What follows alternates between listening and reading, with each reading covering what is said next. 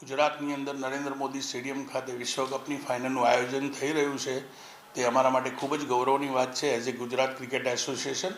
અને બીજું કે આપણા શ્રી જયભાઈ જે આઈસીસીના ચેરમેન છે તેમના નેતૃત્વ નીચે આઈસીસીના ચેરમેન થયા પછી ગુજરાત ક્રિકેટ એસોસિએશનમાં નરેન્દ્ર મોદી સ્ટેડિયમ ખાતે પ્રથમ વખત આઈસીસી ટુર્નામેન્ટનું આયોજન થઈ રહ્યું છે. વિશેષ તરીકે કે જયભાઈની એક સૂચના સમગ્ર ભારતમાં હતી કે દરેક પ્રેક્ષકોને વિનામૂલ્યે પાણી મળે અને સારી પાણીની વ્યવસ્થા થઈ શકે. તેના અનુસંધાનમાં ગુજરાત ક્રિકેટ એસોસિએશન દ્વારા પોડિયમની અંદર 30 થી 40 પાણીના કાઉન્ટર કરવામાં આવે છે. દરેક કાઉન્ટર પર 20 લીટરના જાર રાખવામાં આવશે અને પ્રેક્ષકોને સરળતાથી પાણી મળી શકે.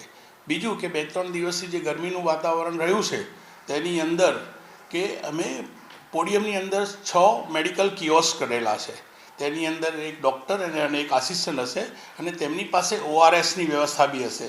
જે બી પ્રેક્ષકને ગરમીની દુવિધા થાય તેને તે સરળતાથી મળી શકે.